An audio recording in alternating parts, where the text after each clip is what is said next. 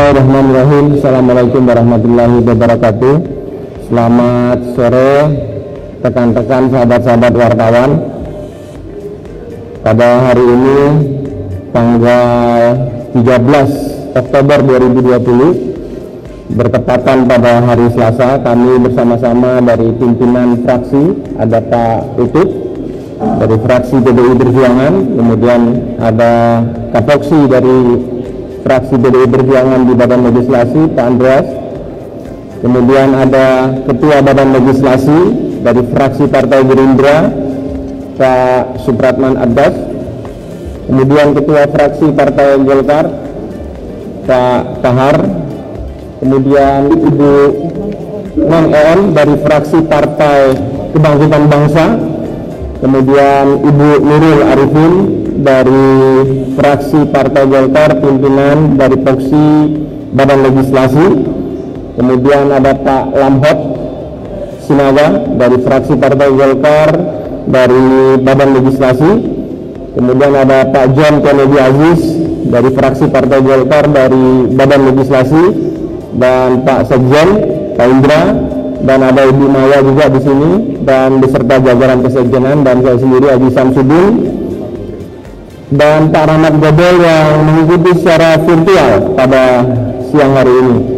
Pertama-tama saya tadi sudah diskusi di internal pimpinan Dewan Perwakilan Rakyat Republik Indonesia. Salam dari Ibu Puan Maharani kepada seluruh sahabat-sahabat wartawan dan masyarakat Indonesia, dan dari Pak Muhaimin Iskandar dan Pak Dasko berkenaan agenda kita pada sore hari ini untuk meluruskan hal-hal yang berkembang di media massa beberapa hari yang lalu. Kami sengaja pada hari ini berembuk dengan pimpinan Dewan Perwakilan Rakyat Republik Indonesia dan pimpinan Badan Legislasi dan pimpinan-pimpinan fraksi untuk menyampaikan guna meluruskan berita-berita yang simpang siur di masyarakat terhadap proses yang berkembang dalam hal ini Undang-Undang Cipta Kerja.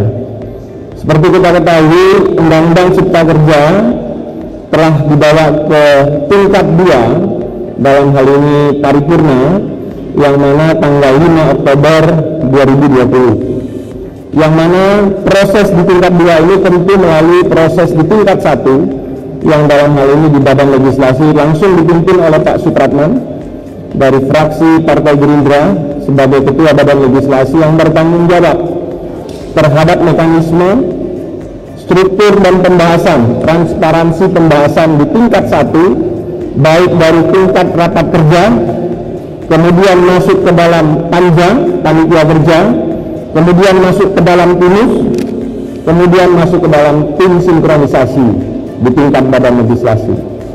Bahwa proses dilakukan ini, rapat kerja dari 9 fraksi memasukkan yang namanya daftar inventarisasi masalah.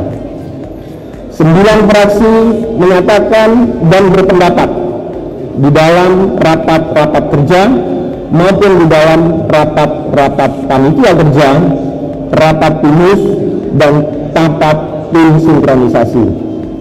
Sehingga 9 fraksi dalam pembahasan dari rapat kerja sampai dengan di rapat tingkat 1 sepakat, seperti yang sudah beredar dalam pemberitaan.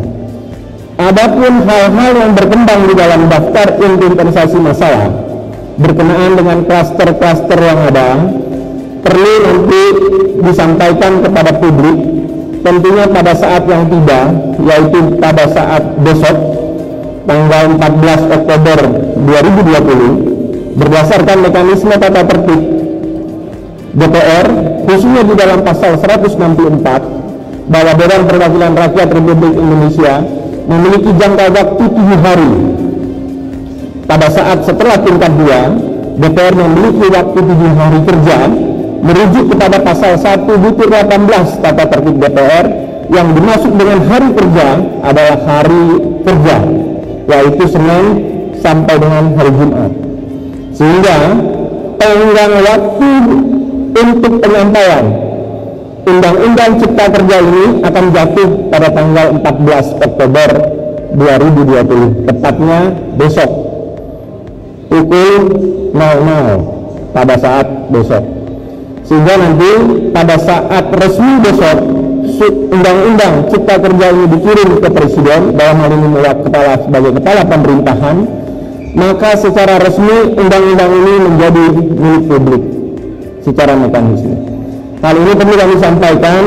Hal-hal yang berkaitan dengan substansi tadi dalam pembahasan di tingkat rapat kerja, 9 fraksi menyepakati, mengikuti dan menyerahkan daftar inventarisasi masalah. 9 fraksi sepakat untuk melakukan pembahasan. Kemudian dalam proses rapat kerja menuju rapat panitia kerja, pimpinan Badan Legislasi dan pimpinan Panja mengadakan yang namanya rapat dengar pendapat umum.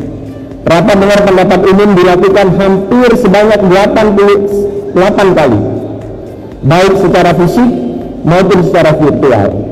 Pertemuan-pertemuan dengan tokoh masyarakat, pertemuan dengan tokoh buruh, pertemuan dengan tokoh pendidikan, tokoh masyarakat, tokoh kaum pengusaha, kaum buruh, kaum masyarakat dilakukan sampai dengan 89 kali pertemuan dilakukan.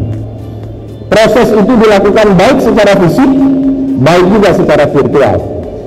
Adapun data, rekaman, pembicaraan akan kami lampirkan kepada pemerintah dalam catatan Mindehes Nota. Bahwa dalam hal ini pimpinan Balek Pak Supratman mengetahui secara persis mekanisme dan tata cara prosedur dalam menegakkan aturan, dalam menentukan dan memutuskan pasal demi pasal, ayat demi ayat, baik di dalam mekanisme rapat kerja, mekanisme di dalam rapat panjang, mekanisme di dalam rapat timus, dan mekanisme di dalam rapat tim sinkronisasi. Adapun yang berkembang beberapa hari terakhir berkenaan kenapa kok belum diserahkan kepada pemerintah.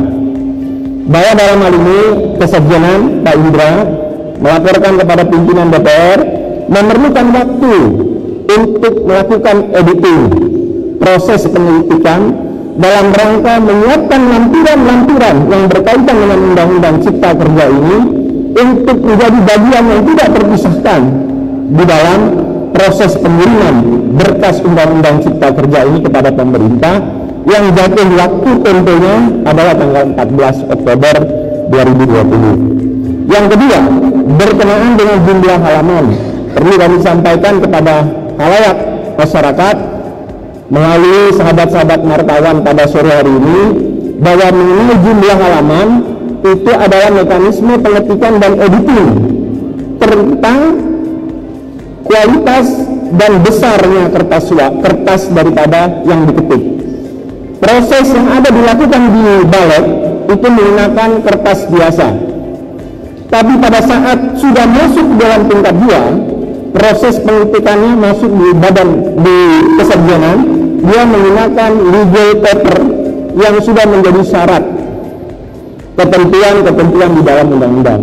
Sehingga besar tipisnya yang berkembang ada yang 1000 sekian, ada yang tiba-tiba 900 sekian, tapi setelah dilakukan pengetikan secara final berdasarkan legal drafter yang ditentukan di dalam Kesekjenan dan mekanisme, total jumlah pasal dan kertas halaman hanya sebesar 812 halaman. Berikut undang-undang dan penjelasan Undang-Undang Cipta Kerja. Kalau sebatas kepada Undang-Undang Cipta Kerja hanya sebatas 488 halaman. Ditambah penjelasan menjadi 812 halaman. Sehingga simpang siur mengenai jumlah halaman ada yang 1000 sekian, ada yang 900 sekian. Secara resmi kami Lembaga Dewan Perwakilan Rakyat Republik Indonesia berdasarkan laporan dari Bapak Sekjen mapping jumlah halaman sebanyak 812 halaman. Nah, hal-hal ini perlu kami sampaikan untuk menyampaikan klarifikasi supaya tidak membingungkan khalayak dan masyarakat secara luas. Yang terakhir, Bapak Ibu sekalian, tentu proses ini kami memahami yang berkembang tentang proses yang ada bahwa tidak diberikannya kesempatan kepada fraksi-fraksi untuk menyampaikan pandangan-pandangan. perlu kami sampaikan dan melakukan klarifikasi bahwa yang namanya mic di dalam paripurna itu secara otomatis mic di dalam ruang paripurna itu akan mati di dalam waktu 5 menit. Kenapa? Karena itu sudah diatur dalam tata tertib DPR. Tata tertib DPR pasal 312 dan 314 mengatur lamanya pembicara di dalam rapat-rapat terbatas 5 menit. Sehingga pada saat dia 5 menit berjalan, dia otomatis hidup itu otomatis off, begitu, mati. Sehingga tidak ada pembatasan menyenggang demokrasi daripada salah satu sahabat saya dari fraksi tertentu yang seolah-olah kami membatasi atau tidak. Kemudian terhadap jumlah pembicara di dalam rapat paripurna memang dilakukan secara proporsional. Pada saat itu fraksi, dalam hal ini fraksi Partai Demokrat, telah diberikan kesempatan bicara kepada 4. Dalam hal itu kepada saudara yang terhormat Marwan C. Hasan, kemudian yang terhormat saudara Didi Irawadi, dan yang ketiga yang terhormat kepada saudara Iwan, dan terakhir adalah kepada saudara Dr. Beni Kaharman. Sudah 4 dari fraksi Partai Demokrat kami berikan alokasi untuk waktu, sehingga kalau dikali 5 menit dia akan bertotal 20 menit. Nah, sehingga mekanisme ini kami tegakkan dalam rangka menegakkan tata pasal-pasal yang tertuang di dalam tata tertib Dewan Perwakilan Rakyat Republik Indonesia. Demikian sahabat-sahabat wartawan dan kepada seluruh masyarakat, kami menyadari simpang siur dan pandangan yang berbeda ini tentu membuat suatu penafsiran dalam pasal. Dan sejak nanti besok kami kirim, kemudian secara mekanisme dan secara tatip dalam waktu 30 hari Presiden akan mengeluarkan, dalam hal ini sebagai kepala pemerintahan, mengeluarkan LBM, dan secara otomatis undang-undang ini berlaku. Dan bagi sahabat-sahabat dan masyarakat yang masih pro dan kontra, ada mekanisme konstitusi yang dibuka oleh aturan-aturan konstitusi kita melalui mekanisme Mahkamah Konstitusi. Hal-hal ini kami sangat hargai perbedaan-perbedaan untuk bisa dilakukan ke Mahkamah Konstitusi. Adapun hal-hal yang telah terjadi beberapa hari belakangan, saya atas nama pribadi, tentunya juga 9 partai dan lembaga Dewan Perwakilan Rakyat Republik Indonesia, mohon maaf apabila ada hal-hal yang kurang sependapat, tapi percayakanlah kepada kami bahwa saya berkomitmen untuk bangsa dan negara, menegakkan aturan secara proporsional dan menegakkan itu untuk saya pertanggungjawabkan di hadapan Allah Subhanahu wa Ta'ala, sehingga tidak ada interest kepentingan pribadi atau kepentingan kelompok dalam kami pimpinan DPR, pimpinan fraksi, dan pimpinan alat kelengkapan dalam melalui badan legislasi memanfaatkan kondisi-kondisi tertentu untuk hal-hal tertentu yang menguntungkan para pihak tertentu. Sehingga kami ucapkan terima kasih. Mudah-mudahan Indonesia di bawah kepemimpinan Bapak Presiden Joko Widodo dan Kiai Haji Ma'ruf dapat maju, dan undang-undang ini tentunya bermanfaat bagi kita semua. Billahi taufiq wal hidayah. Syukur binafsi bi kata Allah. Wassalamualaikum warahmatullahi wabarakatuh.